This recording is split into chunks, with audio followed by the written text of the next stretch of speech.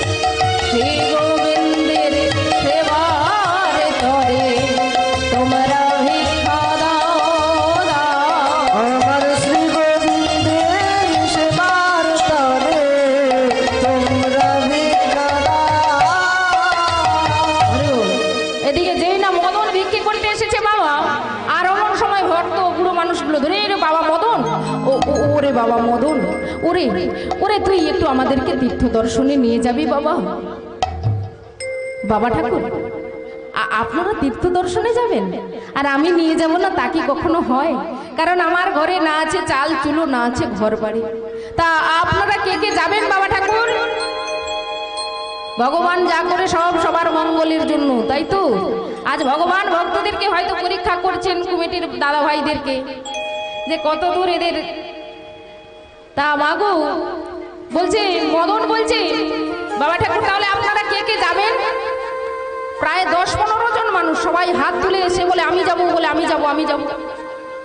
বেশ, তাহলে আপনারা যদি সবাই মিলে যাবেন তাহলে আমরা আগামী সপ্তাহের বুধবার দিন সবাই রেডি থাকবেন আপনারা, আমরা সবাই বেরিয়ে পড়ব তীর্থ দর্শন।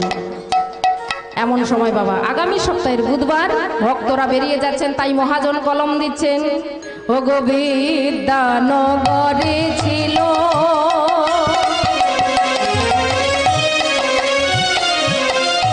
দুই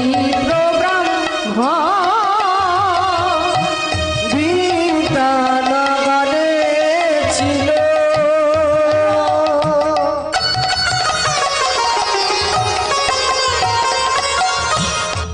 দৈত্র ব্রাহ্মণ, আর তীর্থযাত্রা করিবারে তীর্থ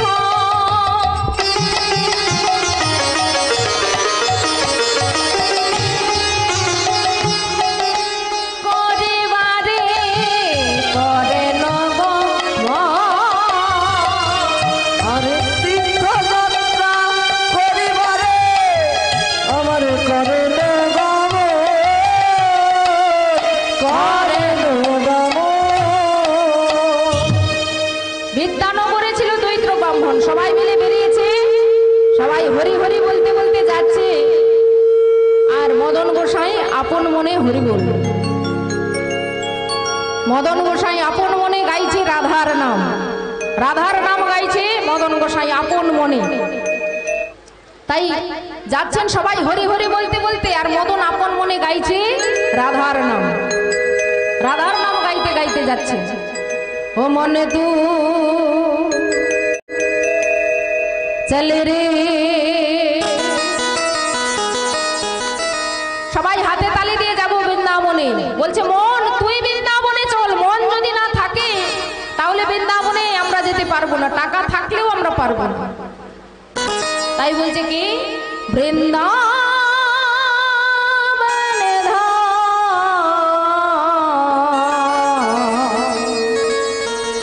সবাই মিলে একটু হাতে তালি দেব, তাই তো? খুব কষ্ট হচ্ছে। রাধে রাধে গায়েঙ্গে हो, राधे राधे गाएंगे। ओ मन तू चल रे वृंदावन धाम, राधे राधे गाएंगे। ओ राधे राधे गाएंगे, राधे राधे गाएंगे, राधे राधे गाएंगे।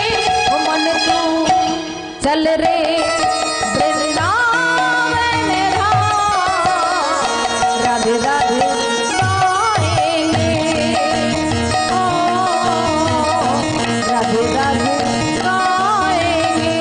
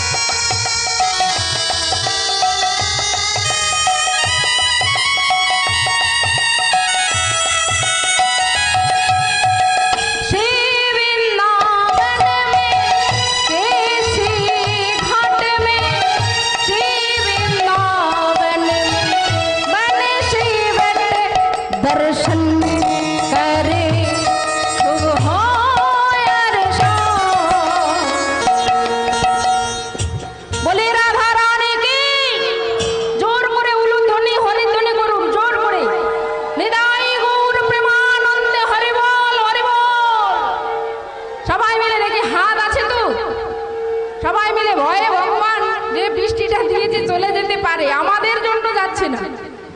সবাই মিলে জোর করে উলুধ্বনি হরির ধ্বনি, হাতে তালি দিয়ে রাধে রাধে গাएंगे, ओ राधे राधे गाएंगे, मन तू चल रे वृंदावन धाम, राधे राधे गाएंगे, ओ राधे राधे गाएंगे, राधे राधे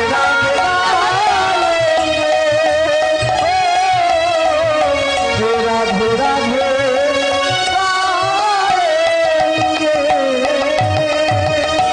बोलिए वृंदावन धाम की, जय हो बोलिए राधा रानी की। जय हो। আচ্ছা দাঁড়ান, খুব জোর করে উলুধ্বনি হরিধ্বনি করতে হবে। ভগবান আমাদের পরীক্ষা করছে যে এরা কেমন ভাবে নাম সংকীর্তন করে আমি দেখি। ভগবান বলছেন যে করে আমার আশ আমি তার করি সর্বনাশ, তথাপিও সে যদি না ছাড়ে আমার পাশ, তবেই হই আমি তার দাসের দাস।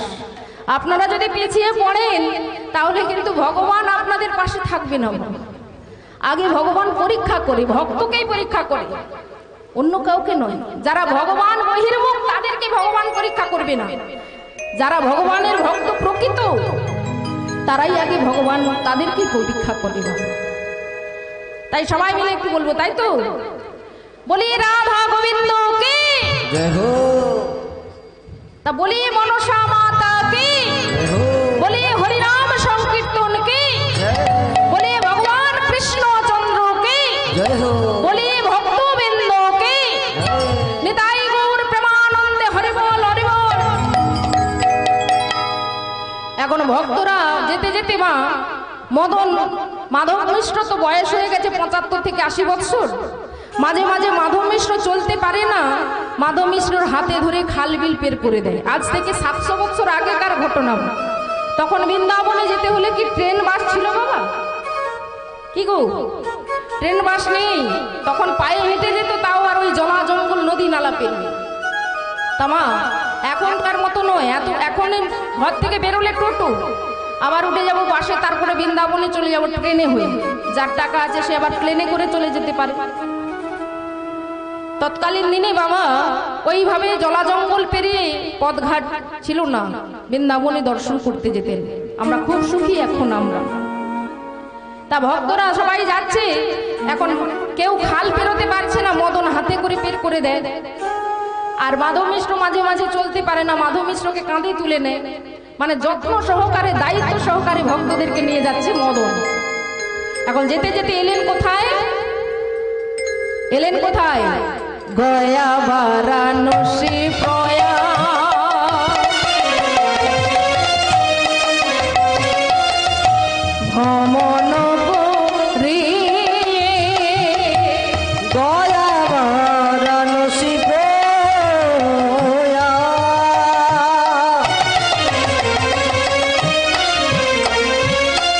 अरे गमन करिल আর মথুরাতে আইলা দোহে,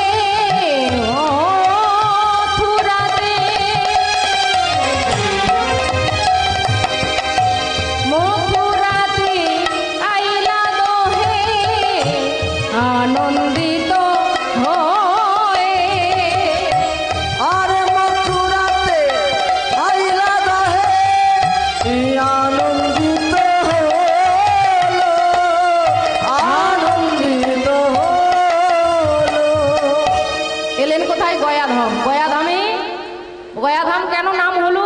কারণ গয়াধামে ভগবান তিনি গয়াসুরকে দমন করেছিলেন। সেই গয়াসুরকে দমন করলেন। যারা পিতামাতার পিণ্ড দান করতে যান তারা জানেন, গয়াধামে যেখানে পিণ্ড দান করেন বিষ্ণুর পাদ পদ্মে, ওই জায়গাটা হলো গয়াধামের সমাধি মন্দির গয়াসুরের।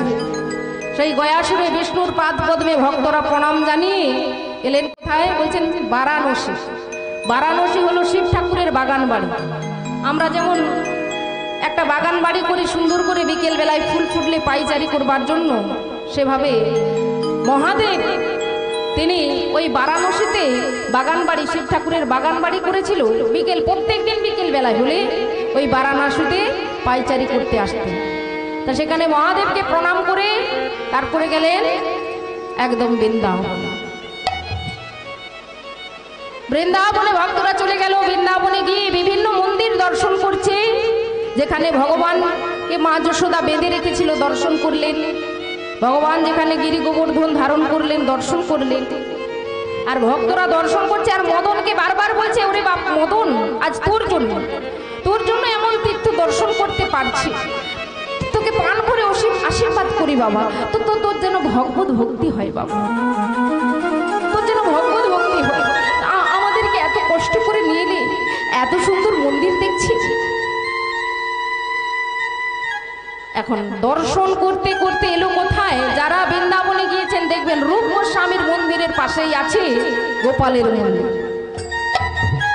তৎকালীন দিনে ওই গোপালের মন্দির ছিল 7 তলা মন্দির, কিন্তু দিল্লির সম্রাট রাজা ঔরঙ্গজেব তিনি হিন্দুর মন্দির বলে 3 তলাকে ভেঙে উড়িয়ে দিয়েছিল।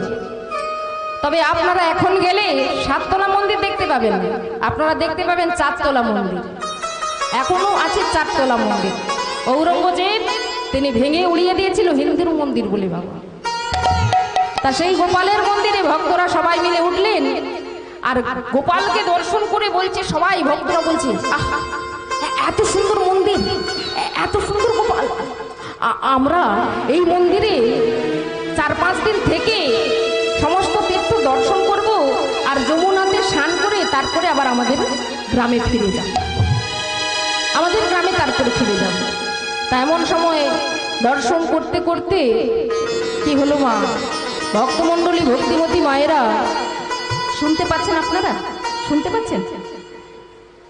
ভক্তমণ্ডলী ভক্তিমতী মায়েরা দেখবেন, ওই যে বললাম ভগবান ভক্তকে পরীক্ষা করবে, আর সে পরীক্ষা যে বুঝতে পারে সে কোনোদিন ভগবানের চরণটা ছেড়ে যাবে না, আর যে বুঝতে না পারবে সে ভগবানের চরণটা ছেড়ে চলে যাবে।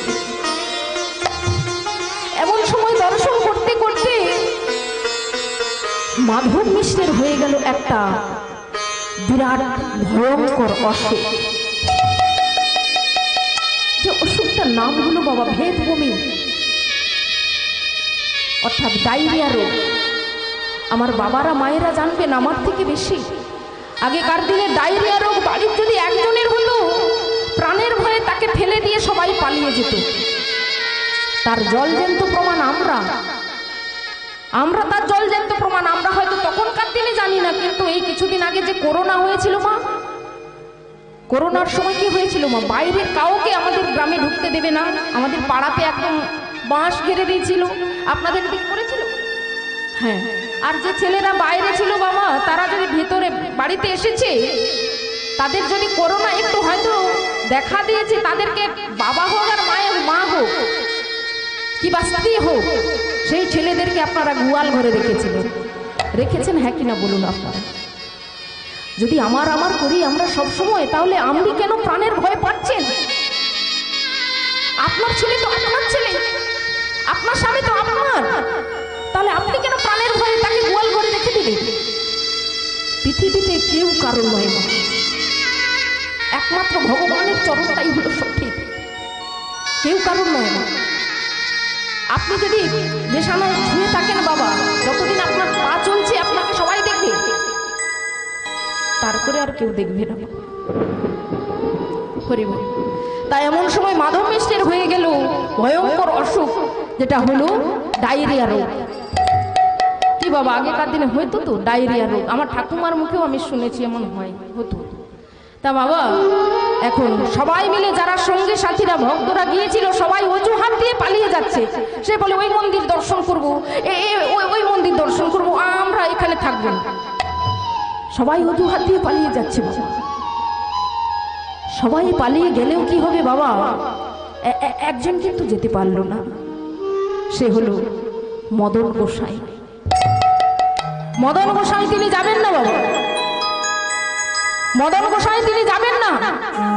কখন মাধব মিশ্রের পায়ে তেল মাখিয়ে দেয়, কখন গরম জল করে নিয়ে এসে স্নান করিয়ে দেয়, কখন ভগবানের কাছ থেকে চরণামৃত নিয়ে এসে তার বদনে দেয়। আর বারবার মাধব কৃষ্ণ বলছে, ওরে ওরে মদন তুই চলে যা বাবা, চলে যা, তোর এরকম রোগ হয়ে যায় বাবা, তুই চলে যা। বাবা ঠাকুর, আপনাকে ছেড়ে আমি কোথাও যাব না বাবা। তার বিবেকে লাগলো, মা যদি ভগবানের কৃপা হয় তবে আপনাকে আমি যেভাবে বিদ্যানগর থেকে এনেছি, তাহলে আপনাকে আবার আমি সেই বিদ্যানগরে ফিরিয়ে দেব বাবা ঠাকুর। আমি আপনাকে কথা দিয়ে নিয়ে এসেছি, আপনাকে ছেড়ে আমি যেতে পারবো না বাবা ঠাকুর। ওরে ওরে তুই চলে যা বাবা, তোর যদি অমন অসুখ হয়ে যায় আমি কি করব বাবা ঠাকুর? আমার যদি এই বৃন্দাবনে মৃত্যু হয়ে যায় তবে আমাকে দেখবার জন্য কেউ নেই বাবা ঠাকুর। কারণ আমার না আছে বাবা, না আছে মা, আমার চাল চুলো বলতে কিছুই নেই বাবা ঠাকুর।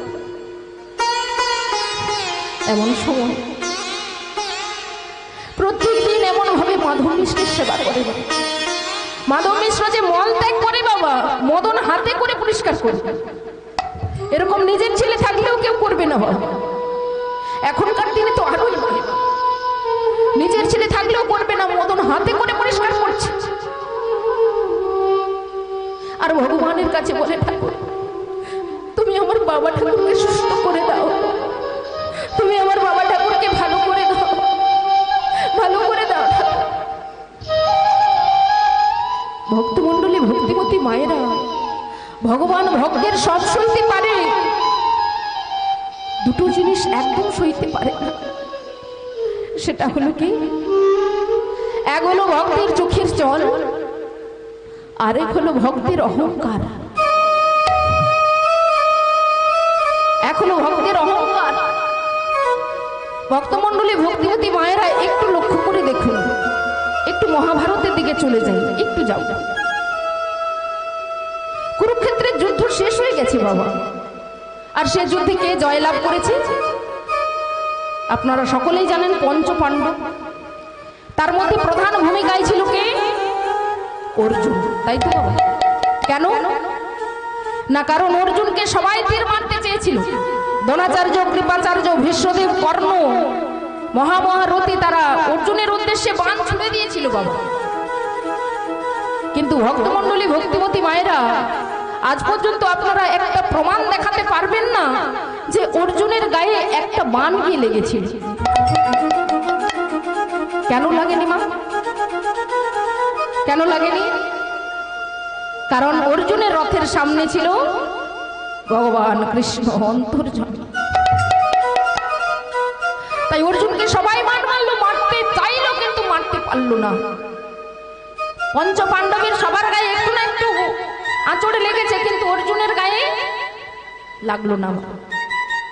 সেই অর্জুন বিজয়ী হয়ে বাড়ি ফিরে যাচ্ছে রথে করে, আর রথটা চালিয়ে নিয়ে যাচ্ছে কে? কে চালিয়ে নিয়ে যাচ্ছে? ভগবান কৃষ্ণ। রথটা চালিয়ে নিয়ে যাচ্ছে ভগবান কৃষ্ণ, রথে বসে আছে অর্জুন, আর মনে মনে ভাবছে, আরে আমি যে ত্রিভুবন বিজয়ী অর্জুন, এতক্ষণে যে আমি সবাইকে মেরে ফেললাম এই কুরুক্ষেত্রের মাঠে, আমার যে কতটা ট্যালেন্ট, এখন বোধহয় স্বর্গমর্ত পাতাল সবাই জেনে গেছে আমার প্রভাবের কথা, যে আমার যে এত শক্তি, এই শক্তির কথা এতক্ষণে সবাই জেনে গেছে।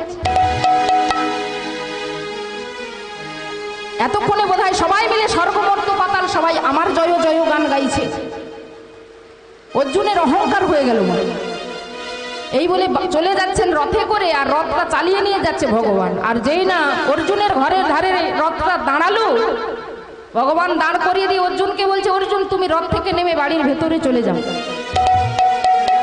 অমনি অর্জুনের মনে হল, আরে রথটা আমার, আমি রথের মালিক, আর কৃষ্ণ। একটা ড্রাইভার যদি গাড়ি চালায়, একটা মন্ত্রী যদি গাড়িতে বসে থাকে, তাহলে সেই ড্রাইভারের কর্তব্য কি? আগে গাড়ি থেকে নেমে মন্ত্রীর দরজাটা খুলে দিলে তারপরে মন্ত্রী নাম। আমার রথ, আমি রথের মালিক, আমি বসে আছি, আর কৃষ্ণ হলো আমার ড্রাইভার। কৃষ্ণ আমার ড্রাইভার কোথায়, কৃষ্ণ আগে নেমে আমার হাতটা ধরবে, আমি নামবো, তা না করে কৃষ্ণ আমাকে অর্ডার করছে যে তুমি আগে নামো। তা তো আর বলতে পারছি না বাবা, কেন কৃষ্ণ যুদ্ধের সঙ্গে সহায়তা ছিল। তা না বলতে পেরে কৃষ্ণকে বলছে, কৃষ্ণ তুমি আগে রথ থেকে নেমে যাও, তারপরে আমি নামবো। আর ভগবান কৃষ্ণ বলছে, না অর্জুন, আগে তুমি নেমে যাও, তারপরে আমি নামবো। আর অর্জুন বলছে, না কৃষ্ণ আগে তুমি নামবে, তারপরে আমি নামবো। এভাবে দুজনে আগে তুমি আগে তুমি আগে তুমি করছেন। আগে তুমি করে, মানে সে বলছে তুমি নামো, ও বলছে তুমি নামো। আর এমন সময় শুনতে পেল কে, দাদা যুধিষ্ঠির। যুধিষ্ঠির শুনতে পেয়ে বলছে, অর্জুন, কৃষ্ণ যখন তোমাকে রথ থেকে নামতে বলছে, নিশ্চয়ই কোনো কারণ আছে, তাই তুমি আগে রথ থেকে নেমে যাও। এখন দাদার উপরে কোনো কথা বলতে পারছেন না। দাদার উপরে কোনো কথা না বলতে পেরে বিরক্ত হয়ে, দেখবেন যে কাজটা করতে চাই না আমরা, সেটা যদি জোর করে করানো হয় তখন বিরক্ত হই আমরা। বিরক্ত হয়ে রথ থেকে নেমে গটগট করে বাড়ির ভেতরের দিকে চলে যাচ্ছে। আর এমন সময় ভগবান কি করলেন, অর্জুন ঘরের ভেতরে চলে যাচ্ছে, আর এমন সময় ভগবান রথ থেকে নেমে 5 পা সরে গেলেন। আর যেই না 5 পা সরে গেল, হঠাৎ করে একটা বোমা ফাটার শব্দ, দুরাম করে একটা শব্দ উঠেছে। অর্জুন ঘুরে দেখে অর্জুনের রথটা ফেটে দাউ দাউ করে আগুনে ঝলঝল করে জ্বলছে। এই কি, আমার রথটা, আমার এত সুন্দর রথ, আমার সোনা দিয়ে বাঁধানো ডিজাইন করা রথটা ফেটে গেল, আগুন ধরে গেল, দাউ দাউ করে জ্বলছে। কেন হলো? অর্জুন ছুটে এসে কৃষ্ণকে বলছে, কৃষ্ণ, কৃষ্ণ, যে রথটা তুমি চালাতে, যে রথটার শোভা করে আমি বসলাম, সেই রথটা ফেটে গেল, আগুন ধরে গেল, কেন কৃষ্ণ? ভগবান একটু মৃদু হেসে বললেন, হ্যাঁ অর্জুন, ফেটে গেল, কিন্তু কেন কৃষ্ণ? আমি তো তোমার কাছে এটাই জানতে চাই, কেন ফেটে গেল? অর্জুন, তুমি কুরুক্ষেত্রের মাঠে যাদেরকে মেরেছো, তারা হলো মহামহারথী দ্রোণাচার্য, কৃপাচার্য, ভীষ্মদেব, কর্ণ। ভীষ্মদেব তোমার দাদু, তুমি সেই দাদুকেও ছাড়োনি, বান মেরেছো। তাই তাদের যে একটা অদৃশ্য শক্তি তখনও পর্যন্ত অপেক্ষা করছিল যে কখন আমি তোমার কাছ থেকে সরে যাব, তারা তোমার উপর শোধ নেবে। কিন্তু অর্জুন, তোমার অহংকার হয়ে গেল। তুমি রথে বসে বসে চিন্তা করলে যে আমি হলাম ড্রাইভার, তুমি হলে মালিক। কিন্তু অর্জুন, তোমার কথা শুনে আমি যদি রথ থেকে আগে নেমে যেতাম, তাহলে ওই রথের সঙ্গে সঙ্গে তুমিও ফেটে টুকরো টুকরো হয়ে আগুনে দাউ দাউ করে জ্বলতে। অর্জুন, অর্জুন ভগবানের চরণটা জড়িয়ে ধরলেন, চরণটা জড়িয়ে ধরলেন বাবা। চরণ ধরিতে দিও গো আমারে,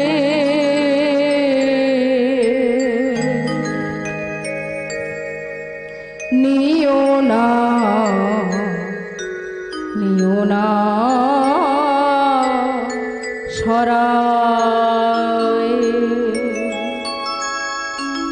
জীবন মরণ সুখ দুঃখ দিয়ে বক্ষে জড়ায় রাখিও,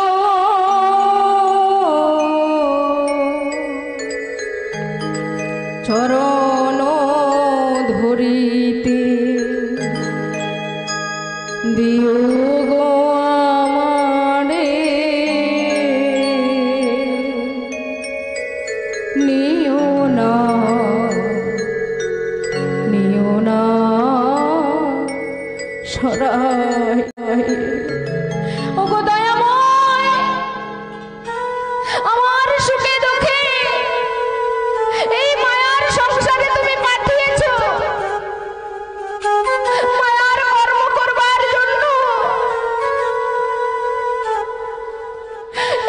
সংসারে